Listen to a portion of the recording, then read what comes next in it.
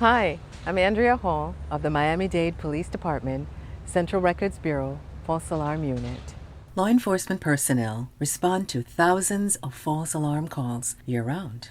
These unnecessary responses can lead to fines for the home or business owners. Here's how you can reduce false alarms. Residential, business, or commercial alarm systems must be registered annually if they are monitored or have indicators that can be seen or heard outside of the alarmed location, causing the police to respond. Any burglar alarm system currently not registered with the Miami-Dade Police Department must submit an alarm permit registration form and pay the yearly fee. Failure to register an alarm system can lead to a fine up to $100. Alarms can be registered by visiting www.miamidade.gov, Services and Information, drop tab and click on Public Safety, and then select Burglar Alarm Registration.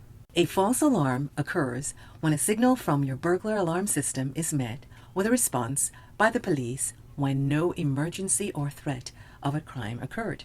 Response to a false alarm can lead to costly fines up to $200. Together, we can reduce the number of false alarms dispatches within Miami-Dade County. For more information, please visit our website